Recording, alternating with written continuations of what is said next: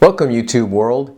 Today I'd like to talk about breathing. We've been talking about neuroplasticity and how important recovery is with stress, and how to deal with how important stress is in our lives, and how to help deal with the stress and train our brains to handle the stress more effectively, so that we don't enter into a chronic stress state, a chronic stress response state, and in training with running, so we don't get at risk of being into an overtraining or a recovery deficit state, in which you can get sick, and the immune system gets all wacky, and the training goes down south and stuff. But by the way, a really nice little trick to monitor your training or your stress level in general is to take your resting heart rate in the morning, the first thing you wake up.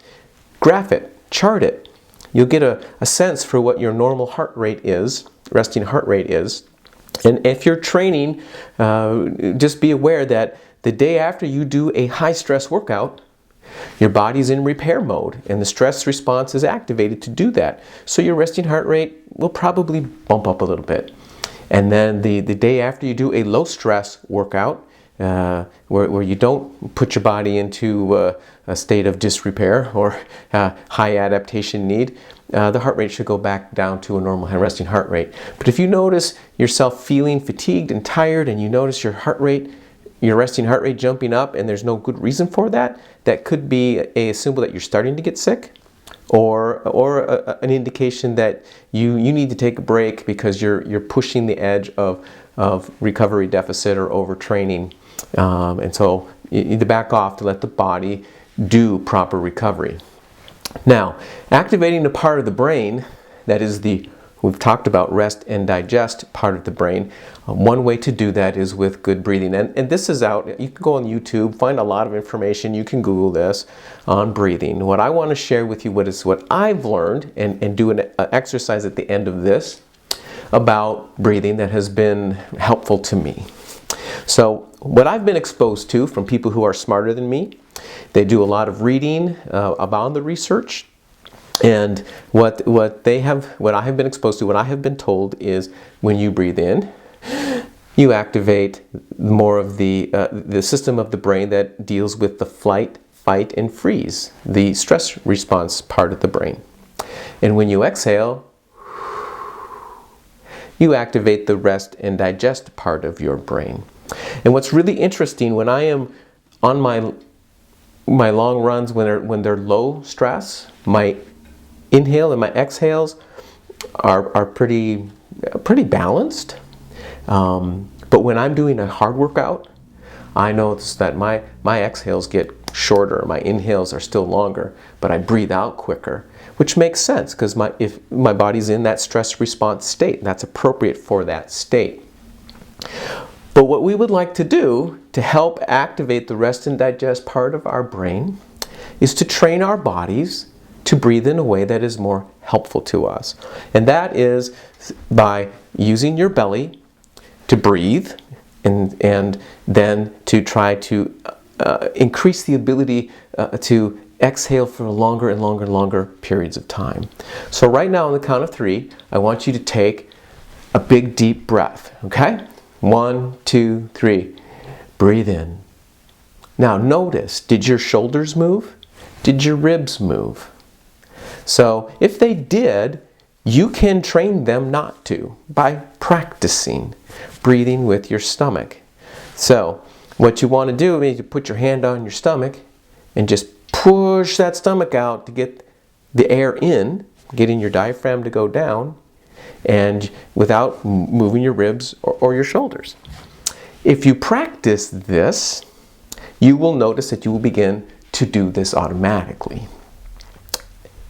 For runners, this is important. You could go find some YouTube or Google resources on proper running for breathing for running, and they'll tell you, they want you to breathe with your stomach, because really you can get more oxygen into your body that way. And when you're doing aerobic work, oxygen is really important. So here's the exercise to practice that. Lay down on a flat surface. You can lay on your bed, lay on the floor, place something on your stomach. And take a deep breath in by pushing your stomach up and pushing that, whatever, it's a stuffed animal. You can do this with your kids. Play a game. Who can exhale the longest? Everybody gets a stuffed animal. Or you could put a little, I don't know, a little cup, whatever. Put it and push it up and then slowly let it down as you exhale. And then you start timing it. As I said, you could make this a game with your kids. When I do this with folks in session, it's really common for people to exhale for about 7 seconds on average, between 5 and 10.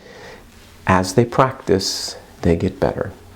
Some people who have been taught to breathe with their bellies because of involvement in band or choir, sometimes, or maybe especially swimmers, if they have some background swimming, they probably can start off at a longer rate. But you will notice, and this is a really fun thing about when you're training, whether you're doing core work or you're going out for running, right, you can see the results. It doesn't take long to see, oh man, I can run a little farther. This is the same thing.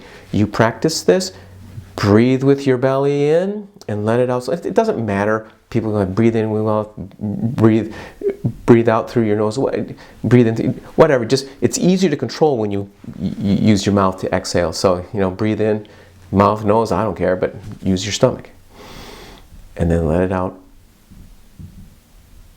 really slow. And see how long you can go. Make a competition with your kids or your partner or whatever and see. And do this every day. At bedtime, whatever. Slow down. One deep breath can slow your heart rate 4 to 5 beats a minute. Again, helping the brain calm down. It's just one little piece, right? Not pixie dust. If you have a panic attack, right? Doing this in the midst of that, it might not do very much, right? You want to do this when you are calm. You want to practice when you are calm, training those muscles to breathe that way and training your body to be able to get in a lot of oxygen and let it out slow. The amount of time you're exhaling, you're activating your rest and digest. All right? So practice that. We've got some more videos on breathing, and we're going to talk about training, using neuroplasticity to get the brain to connect to muscle parts so that we can pay attention to when we are stressed and be able to override that, loosen those muscles up. That's a really good one. You're out running, and if you're not good at noticing when things are getting tight, then it's hard to keep them loose, right? When we run tight, it's hard to run fast. So go out there, practice, belly breathing, slow exhales, and run with joy.